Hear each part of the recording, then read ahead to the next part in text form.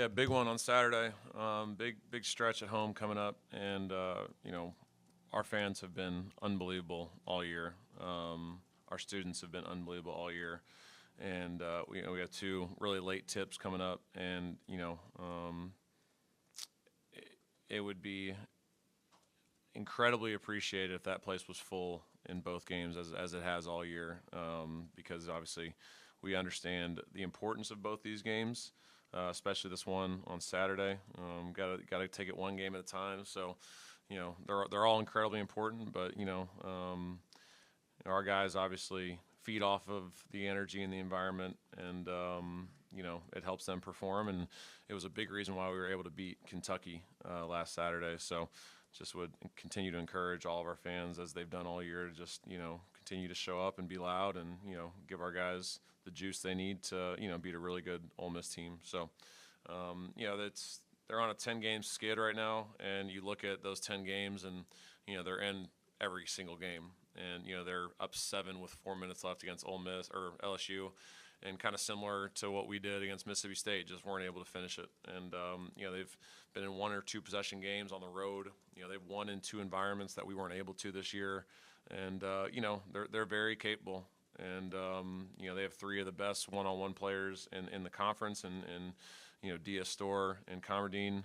Comardine's coming off a 26-point, 10-assist effort in the game against LSU. Diaz playing a lot more aggressive offensively as of late, and Store is just a guy that just can make really tough shots, and so they're going to present their challenges offensively, and defensively. Coach Beard's always found ways to get his guys to perform in big games. So had a very spirited film session yesterday. To address some of the issues that we had in the Oklahoma game, and I thought we had our best practice, or one of our best practices of the year yesterday. So for us, it's about how do we take that and translate it into a game, and if we can do that, we'll be way more competitive. So take any questions. So do you go back and look at that first Ole Miss game and show the guys, like, we won that game with defense. I mean, you only hit 2 threes all game. We were still able to pull out a road win y'all needed. Yeah, I mean, it was interesting. We were watching the breakdown yesterday, and we're watching film of, like, that game, and our guys are sitting there, like, making noises because they're watching how we're moving, and they're watching how we're flying around, and they're watching the intent of which we're executing things. And I told the guys after the Oklahoma game, it's not what we're doing, it's how we're doing it. And I thought for the first time in a while, they watched the film of the Ole Miss game, and they're like, oh, he might be right. So we were connected. We were playing with a purpose, and we were flying around, and we were playing desperate. And it was great for them to see what that looked like, because in order for us to beat anyone in this league, that's how we have to play for 40 minutes. Thought we did that against Kentucky, which was obviously very encouraging, because that was the first time we'd really done that in a while. And but for them to see how they flew around in the Ole Miss game was important, because just coming off watching the Oklahoma film, like, that didn't look anything like what we did in Oxford. And you can't beat anyone in our league if you don't play with great effort and energy, especially us. So it was good for them to see, and they practiced that way yesterday. Steven, you talked after the Oklahoma game about maybe changing some of the things you do, just from an energy perspective, try to get the team going a little bit more. But you just said that you felt like their response this week was good. How do you sort of balance this time of year, maybe wanting to make an internal adjustment, but at the same time, like you said, what you guys have been doing has worked when you've executed that? Can you just talk about that a little bit? Yeah, I mean, I got after him pretty good yesterday in film, and just addressed some things that I thought needed to be addressed, and they were all phenomenal receivers. And then they went out and had a great practice.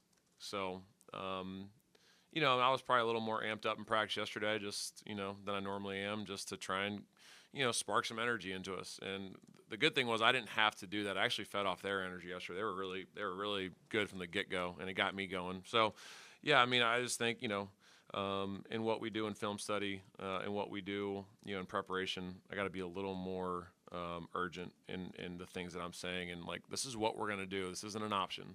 Like, either be in these spots or don't play.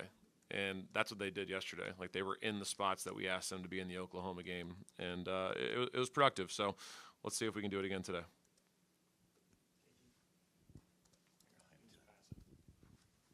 Stephen, after the game on post game, you said we've got to stop worrying about the person next to us and just do our own job first. What did you mean by that? What were you trying to address there? You really love digging into these quotes, man.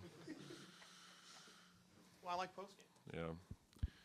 Yeah, do your job. That's really the gist of it. Is stop worrying about what somebody else is doing, and if you do your job, the rest of it will take care of itself. That first game we all had with Ole Miss, Murph was a big factor in this one. I know you talked about after he had a disappointing game against State, he really took it upon himself to do better against Kentucky. You kind of feeling you see this kind of same vibe out of him after having those foul issues against Oklahoma. Yeah, I hope so. One of the things that I talked to the guys about was, how do you want to be remembered? And, in your time here at Auburn. And, Murph's never won an NCAA tournament game. And do you want to be remembered as, a guy that wasn't able to win an NCAA tournament game? Do you want to be remembered as a guy that couldn't stack back-to-back great games? So, I challenged him yesterday, stack back-to-back great games and go win a tournament game. Go do two things that, you need to be remembered for. So, he was great in practice yesterday. Good energy, hopefully, he's because he was great in that first Ole Miss game, just like the energy that he brought and the physicality and, just he was productive. And, we need more of that out of Murph in order for us to, play at our highest level. So we didn't talk about it the other night, but KO playing the whole game and scoring as much. I mean, just, I guess we've seen it throughout the season, but how much value does it give when he's got that in him, right. This season? And everybody, focus on Key and Tahad, but, there have been some games where he's been able to take over like that. How valuable has that been? Yeah, I mean, it's important, for when, Todd's not having a great night. He goes 2 for 9, I think. So KO's always had that ability this year, and he's bailed us out in a lot of tough spots. We got to play Blake one rotation each half, though. We got to stop playing guys 38 to 40 minutes, regardless of how the game's going. We got to find a way to, have that 8-man rotation like we did in that 4-game winning streak, because it was productive, and we kind of gotten away from that. So I talked to Ira about it today. I was like, I need somebody to play a rotation each half to give Tahad and KO more of a break. So obviously, with the flow of the game, it's tough because you feel like when you're down, you got to play your best players. But in order for us to come back late in games, those guys got to be fresh. And if, they're playing 38, 40 minutes, they're not going to be as fresh as they're capable of being. And, Blake could have given us a little bit of a spark defensively because, he'll at least fly around a little bit. And, we didn't do enough of that in the Oklahoma game, and we needed more of that. So we got to get him or Simon or somebody a rotation and a half to give those guys a little bit of a breather. Stephen, over the course of the season, have you noticed any of the newcomers, young guys, stepping into more of a leadership role, maybe something that they can carry over into next year, possibly? Yeah, it's one of the things that I encourage guys like Sebastian or, Elijah. If Philip spoke better English, I would encourage Philip. You guys can laugh at that. It's okay. It's okay.